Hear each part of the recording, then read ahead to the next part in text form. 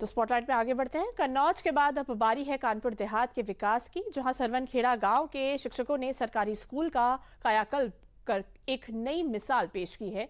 जहां चाह होती है वहां राह मिल जाती है। कौन कहता है कि आसमां में सुराख हो नहीं सकता? एक पत्थर तो तबीयत से उछालो यारो।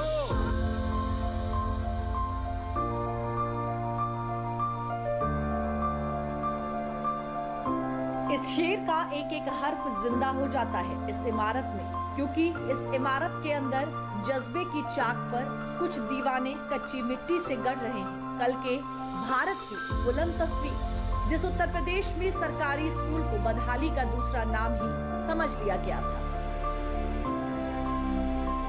जिस उत्तर प्रदेश में माँ बाप की मजबूरी बच्चों को सरकारी स्कूल की दहलीज तक ले जाती थी और स्कूल के अंदर से पढ़ के भी अनपढ़ होने की मजबूरी बाहर आती थी, उसी उत्तर प्रदेश के एक छोटे से गांव में बदहाली के अतीत के कीचड़ों के बीच उम्मीदों का कमल खिल रहा है।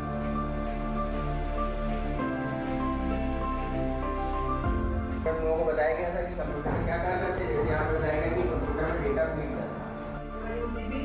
और दीदी के समझाने के बाद हम लोग यहाँ भी पढ़ते हैं और घर ले जाने के लिए भी किताबें मिलती हैं, तो हम लोगों को ज्यादा समझ में आने लगा। ये कानपुर देहात का सरवनखेड़ा है। गांव छोटा है, लेकिन यहाँ कुछ लोगों के हौसले बड़े हैं, जिन्होंने इस इमारत को हसरतों का आसमान बना दिया है। ये है ऋषभ वाजपेयी, ये है दीपमाला मिश्रा और ये है अनंत त्रिवेदी। सरवनखेड़ा के उच्च प्राथमिक विद्यालय में जब इनकी नियुक्ति हुई तो बस इमारत थी। सुविधाओं के नाम पर धूप पानी से बचाने के लिए इमारत, चंद कुर्सियां, कुछ मेज और रस्म अदायगी के लिए चंद बच्चे। साल 2013 में स्कूल में सिर्फ 20 छात्राएं थीं। स्कूल में प्रोजेक्टर और टीवी नहीं था। स्कूल में शौचालयों की हालत बेहद खराब थी। स्कूल में बच्चे रेगुलर नहीं आते थे। अधिकतर माँ पिता भी बच्चों को स्कूल भेजने के पक्ष में नहीं थे। बालिका शिक्षा की अगर बात करें तो निश्चित रूप से जब मैं विद्यालय आया था तो यहाँ पर नामांकन तो कम था ही, साथ में बच्चियों का जो ठहराव था वो भी काफ़ी कम था। उसके लिए हमने अभिभावकों के साथ बैठक की। विद्यालय की साफ सफाई और विशेषकर शौचालय की साफ सफाई पर ध्यान दिया गया। बच्चियों के लिए एक अच्छा वातावरण, विद्यालय में स्वच्छ वातावरण आवश्यक होता है। उसी के हमने प्रयास करते हुए शौचालय बनवाए और इंसिनरेटर की साफ सफाई करवाई, उसको उपयोग में लाए और अभिभावकों के साथ बैठक की कि बच्चियों को जो घर के कार्यों में लगा रहे थे और छोटे भाई बहनों की देखभाल में लगा रहे थे, उस पर हमने उनके साथ अभिभावकों के साथ बैठक करते हुए गांव में सर्वे कराया और बच्चियों को विद्यालय लाने के लिए प्रयास किया गया। हर बड़े काम की तरह इसमें भी शुरुआत में बड़ी मुश्किलें आईं। 2013 के आसपास शुरू हुई ये कोशिश शुरुआत में बहुत सफल नहीं हुई। ना तो बच्चों के अभिभावकों ने बहुत रुचि दिखाई और ना ही सरकार की योजनाओं का बहुत साथ मिला। लिहाजा सरवनखेड़ा के इन तीनों शिक्षा दीवानों ने अपने पैसे खर्च कर बच्चों के लिए सुविधाएं जुटाई। टीचरों ने टीवी और प्रोजेक्टर अपने पैसों से स्कूल में लगवाया। अपने पर्सनल इस्तेमाल वाले लैपटॉप और बाकी अत्याधुनिक सुविधाएं स्कूल को मुहैया कराई। स्कूल स्टाफ के व्यक्तिगत कोशिशों से स्कूल के लिए CSR फंड के तहत फर्नीचर उपलब्ध कराया। इन व्यक्तिगत प्रयासों ने गांव में पढ़ाई का एक माहौल बनाया, लेकिन टर्निंग पॉइंट तब साबित हुआ जब 2017 में योगी सरकार आई, क्योंकि CM योगी को भी विरासत में वही चुनौतियां मिली थी जिसे सरवनखेड़ा के ये 3 शिक्षा क्रांतिकारी 2013 से ही झेल रहे थे। यद्यपि 2017 से विद्यालयों में जो बच्चे पहले तो एडमिशन नहीं ले पाते हैं, एडमिशन लेते हैं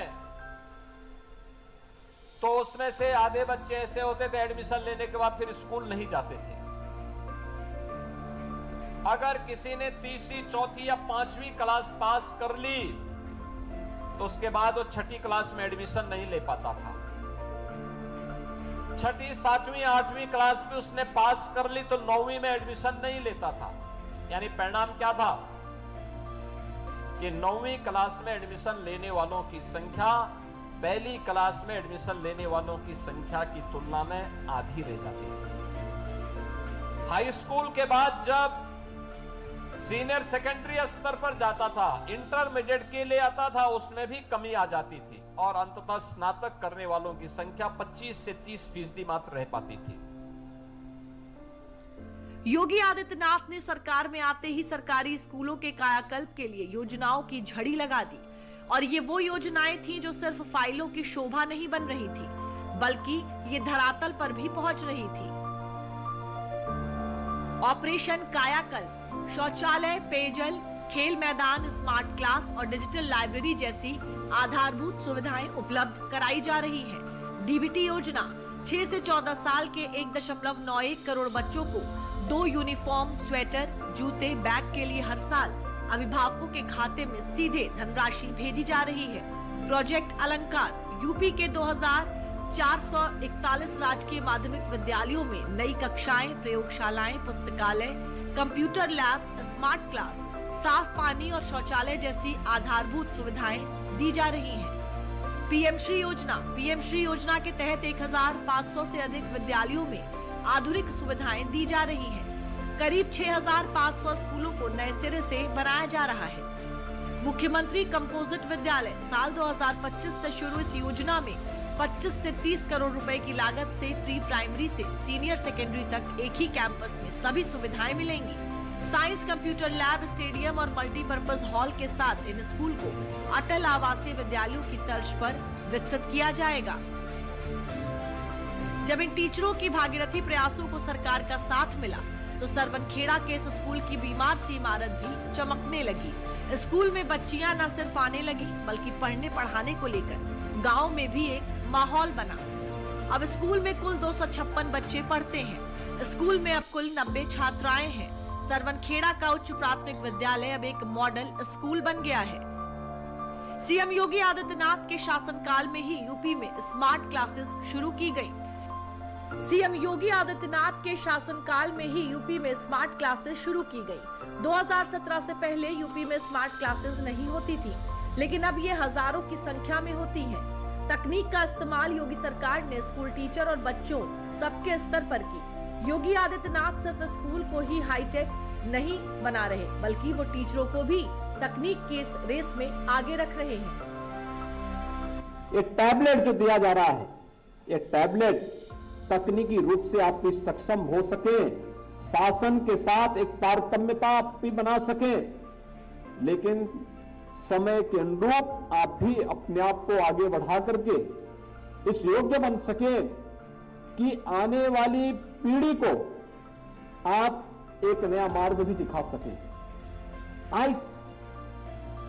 यानी आपके पास जितने भी स्मार्ट क्लास की व्यवस्था है या ICT लैब्स जो बन रहे हैं, या आपको समय के अनुरूप 2 कदम आगे बढ़ने के लिए नई प्रेरणा प्रदान करेगा। याद रखना, समाज जहां सोच रहा है, अगर हम उससे 2 कदम आगे बढ़ करके नहीं सोचेंगे तो हम पिछड़ जाएंगे। पहले चरण में हम लोगों ने जब बच्चों को यूनिफॉर्म, बैग, बुक से सभी उपलब्ध करवाने की कार्रवाई की, तो पहले चरण में एक एक करके दिया गया, धीरे धीरे करके इसको आगे बढ़ाया गया।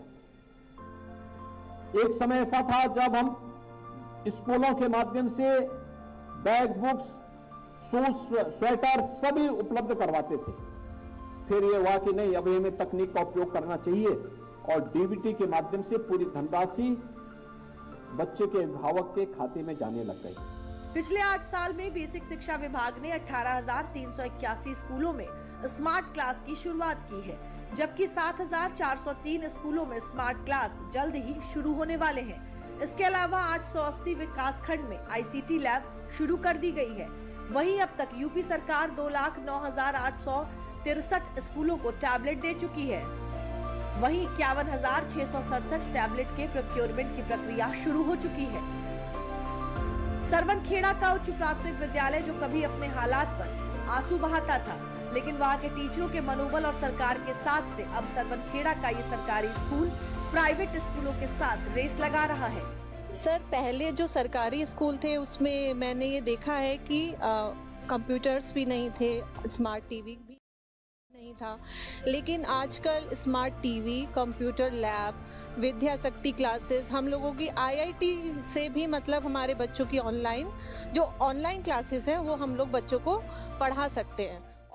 और बहुत से एमसीक्यूज टेस्ट हम लोग लेते हैं ऑनलाइन, और बच्चे प्राइवेट स्कूल वाले बच्चों से काफ़ी कम्पीट कर रहे हैं। हमारे स्कूल की एक लड़की थी प्रांशी, जिसको हमने पढ़ाया बहुत अच्छे तरीके से, और उसने अटल आवास जो विद्यालय वाला स्कूल था उसमें परीक्षा उत्तीर्ण करी, और आज वो कानपुर में अच्छे से पढ़ाई प्राप्त कर रही है। अब सरवनखेड़ा का स्कूल अत्याधुनिक सुविधाओं से लैस है। बच्चे प्रोजेक्टर और स्मार्ट क्लासेस पर पढ़ाई कर रहे हैं। इसके अलावा मन की बात उनसे प्रेरणा लेकर शिक्षा से समृद्धि के मार्ग पर भी चल रहे हैं। इसमें बहुत अच्छी पढ़ाई होती है, और प्राइवेटों से भी ज्यादा जो हमारी टीचर है हमारा लोगों को बहुत ज्यादा हम लोगों का ध्यान रखती रहती है। जो चीज समझ में आती है उनका अच्छे से पढ़ाती हैं। हमारे स्कूल में ऑनलाइन ऑफलाइन पढ़ाई होती है, हमारे कंप्यूटर होती है, हमारे स्कूल में अच्छा और साफ शुद्ध भोजन मिलता है।